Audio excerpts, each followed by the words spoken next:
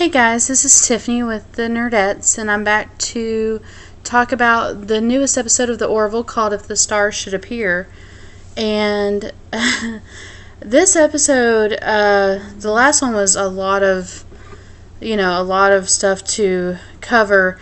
This one, it just keeps getting better. And what's ironic is I've watched Star Trek Discovery as well, and I'm kind of agreeing with my friends and people that I've talked to that this is like almost a better version of Star Trek Discovery.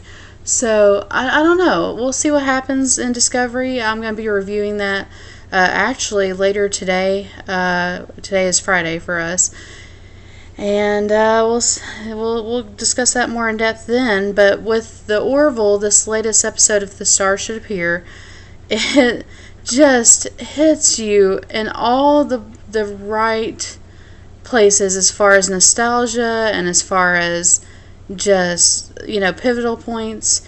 It essentially starts back where we left off. We've got Clyden in bed with Bortus, and it's kind of funny that they're having, I guess, a spat, as would, any couple out there. And they're wanting to discuss something. I don't know what it is, if it's still about their baby, maybe about the fact that Clyden used to be, or was born female and had the operation. Who knows what it is that they're wanting to discuss, but whatever it is, obviously Bortus is not wanting to talk about it. So, not sure what's up there, but interesting nonetheless. And yeah, so Clyden, whenever Bortus decides to get up early and go man the deck, so to speak, he decides that he's going to eat depression food. And the computer recommends ice cream, and he asks it what flavor is most recommended or requested, and it gives him Rocky Road, which is my personal favorite, ironically, and he cues up the entertainment system and wants something that'll make him happy. And of all things it should procure, it is The Sound of Music, with the song 16 going on 17. And it's one of those, of course, feel-good movies and musicals, which is ironic considering Seth MacFarlane is known for loving musicals. So, it was, one of those movies that I was least expecting, just like we already saw Rudolph. It's like the ones you least expect to show up are the ones that do. So I love that kind of randomness, and it's not exactly something you would expect. So I love that. And of course Bortus leaves, and they have that long measured look of just silence, like, I'm going to spend the day on the couch eating ice cream, and Bortus is just like, I'm going to work. So I don't know, it's very amusing, needless to say. But of course they run into a large ship of some kind, later kind of compared to a giant turtle. For all you Douglas Adams and Discworld fans out there, it's kind of like that, except not on the back of elephants and all that, but and a large turtle. But it's a large ship, and its main thrusters and its engine isn't working. It's traveling only by inertia, and they determine that it's about 2,000 years old, and they can't find any life signs on it at first. But they scan it, and they determine that they're going to take a crew down there to investigate. So they call down to Dr. Finn, who's having her yet another visit from Yaphet, and his hitting on her and flirting with her, and he's just this cute yet weird giant blob. And he invites her over anytime, basically, and she lets him know that she's not exactly so intrigued by the idea. And as she's called to join the party, he starts talking about how he'll have fun with Two-Faced. I don't even want to imagine what he's going to do with Two-Faced. So, yeah. Anyway, so the party goes down. They go on the ship and determine it's a bioship. Perfectly inhabitable. Oxygen is recycled somehow. Self-sustainable, obviously. And when they land in, there's millions of life signs. So, it's as they kind of walk along, Isaac, I guess there's been like this long kind of tension, and the crew has wondered what else besides Kelly having an affair with a blue alien, what kind of caused their relationship to, I guess, descend into a place where, it was no longer recoverable. And he asked essentially why she cheated, and kind of, questions Captain Mercer's manhood and all that good stuff. So, they obviously don't really want to talk about it so much, but there it is, that kind of underlying tension, yet again, the elephant in the room. They stumble upon this cabin of sorts, like a old rustic log cabin in the middle of the woods, and they try to talk to the locals who have guns, and they are shooting at them. They don't hit them, and they're asking if they're from the Underland, and that they believe in the word of someone by the name of Dural. And it comes out that they don't know that they're on a spaceship and don't understand the concept of space or what a spaceship is. There's no belief of beyond for their habitat or for these people. So they meet the son, whose name is Tomlin, and they find out that Dural is the idea of their creator, even God, if you will. And they meet, Tomlin, and he takes them to a group known as the Reformers, who do believe that there's something out there. They do have the belief of the beyond, and they want to believe in something more than what they've been taught. And I guess their scripture, even, if you will. So it does go to almost their form of religion, and what words and almost rhetoric are being used to persuade them to think the way they are. They've never known anything else and never been beyond. All they know is what they've been taught. So it's, that kind of mindset. And of course, at this point, Kelly and Lara have they're off on their own, away from the captain and from Isaac and all them, and from the doctor. And they're actually attacked by these officers that show up out of nowhere, and basically they knock out Kelly with the butt of a gun, and they shoot Lara in the chest. And she tumbles down a hill. So,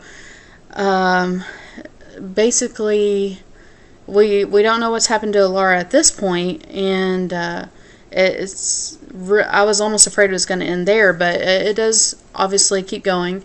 The Orville receives word that the Druian, or I think that's how you say it, has been attacked by the Krill and has sent out a SOS for help. So Bortus decides to leave a buoy of some kind to let them know what's going on, and that they're going out to respond to this SOS and engage with the fight and help out.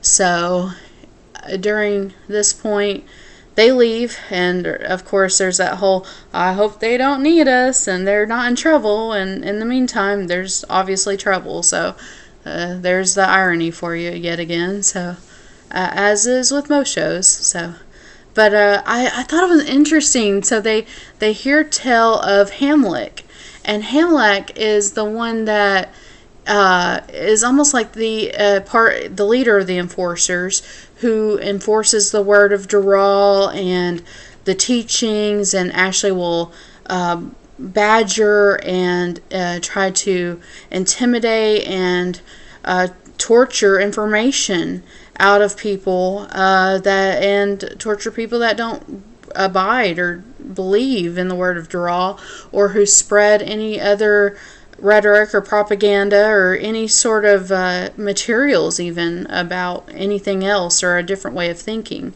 Which, ironically, if you've ever seen Prison Break, Hamlack is played by T-Dog, and I love Prison Break, and just to see him play this role is perfect in such a major sense, because he's such a kind of this evil, manipulative guy in Prison Break, and here he is again, and yet a kind of political, very manipulative person who hurts people.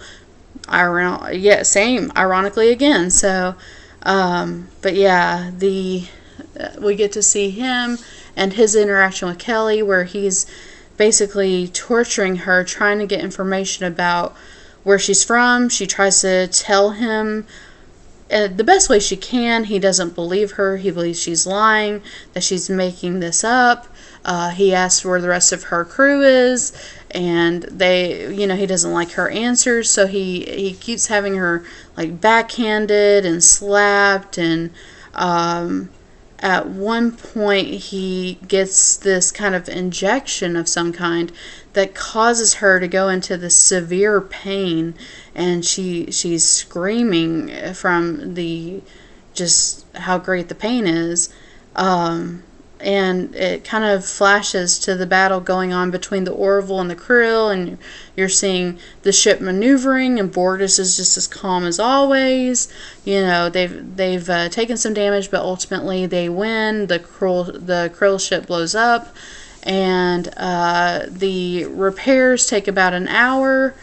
So of course they're delayed yet again in getting back to this ship and from their crew that obviously needs them. So of course Isaac is sent back because he's gonna get more people from the Orville to come down, but they're not there. So there's he finds out that they've gone to answer this distress signal, and that's that. So here they are.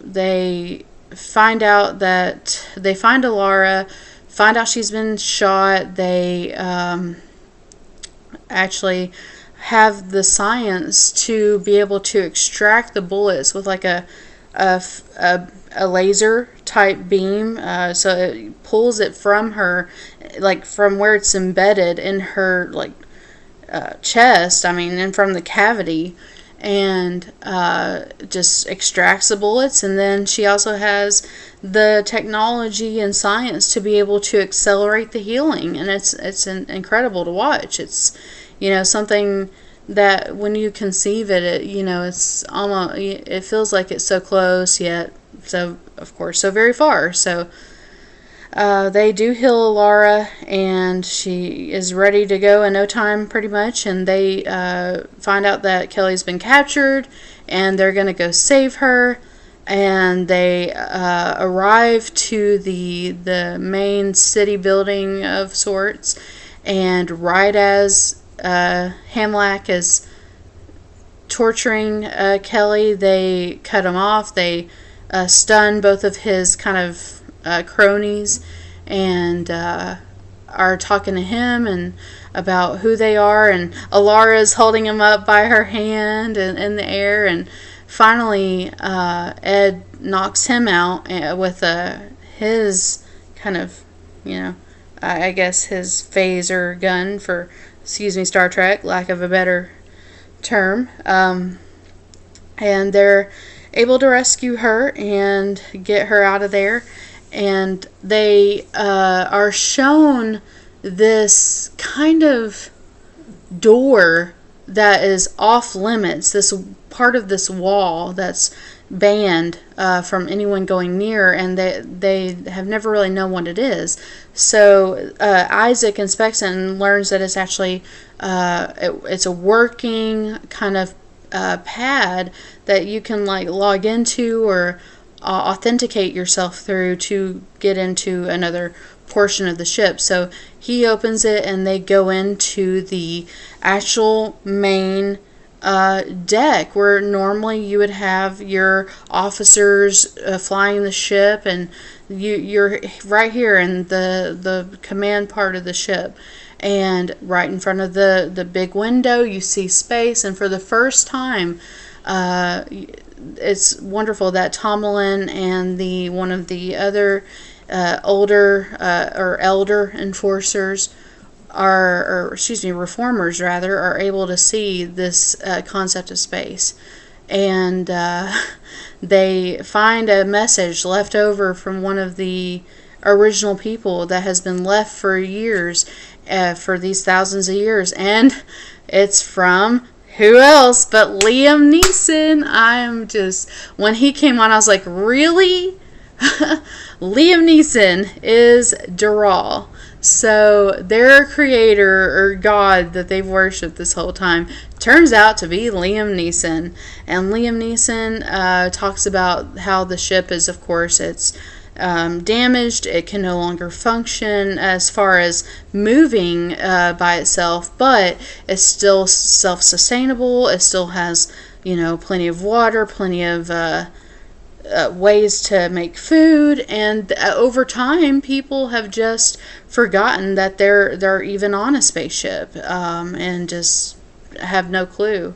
So they find out that there's a way to open a sort of like sunroof or moon roof or even space roof at this point, and they open it, and the whole ship and the inhabitants of this world that they're in, of sorts, is able to see space for the first time, as is apparently the now revived and alert Hamlack.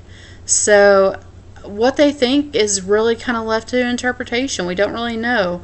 We do know that they are able to you're led to believe that they fix it up. The Orville arrives back, and it's this big kind of just feeling good moment that these people that have been repressed and who have not able to experience more or believe in beyond are now shown that there is a beyond, with definitive proof, with space itself, that it does exist. So it's really that kind of a wonder moment that they get to experience it. So it's a really good episode, and the stars, as it says in the title, if the stars should appear, and they do, and it's actually a quote from Emerson himself, so Ralph Waldo Emerson, and that was really that's the fact that they use like poetry and prose and musicals and just so many great references in this. That makes me love it even more, and I'm really excited to watch more of this series. I was really skeptical, and they've really won me over, so I'm really excited to see more with the crew and what is yet to come. So we'll see, but yeah, that's pretty much it. I am, like I said, going to review Star Trek Discovery later, both of the episodes that have come out, and we'll continue to review future episodes. Really excited to see Jason Isaacs come into play here in this next episode, I believe, and see how that goes. I'm really excited. And of course, we're going to be reviewing a lot more stuff coming up. Ruby, Stranger Things 2, Walking Dead, just a lot of different shows that are coming out. You'll see, we'll be kind of talking about those more later. I'm going to be unboxing Loot Anime. I'm unboxing Owl Crate, Loot Crate, Scotchbox, Japanese Snack Box. as well as we sometimes get Loot Gaming occasionally. There's a lot of different boxes that we do unboxings, and we even unbox other random geek stuff. Like, for example, I will also be unboxing the latest expansion of Cards Against Humanity, which is the Back to School edition. So we're going to be unboxing that live for you guys. I'm also doing a Destiny 2 giveaway. Those details actually will be posted later tonight, and you may see them, if not later tonight, early tomorrow morning. So that will get posted, and you will get all the details on how to win your very own copy of Destiny 2. So please stay tuned for that. Go ahead and subscribe if you haven't already, because that will get you one step ahead of the rest of the viewers to get that giveaway. Also, let's see, I'm trying to think what else we have coming up. There's so much awesome reviews and stuff we're doing. We're doing more anime reviews, which will be happening soon. We're doing some comic reviews. That'll be just for you guys, and yeah, it'll be a lot of fun. So if you haven't already, just subscribe. You can like us on Facebook at facebook.com/thenerdettes. And we are really excited to share more stuff with you guys. So thank you for stopping by, and we hope to see you back. Bye, guys.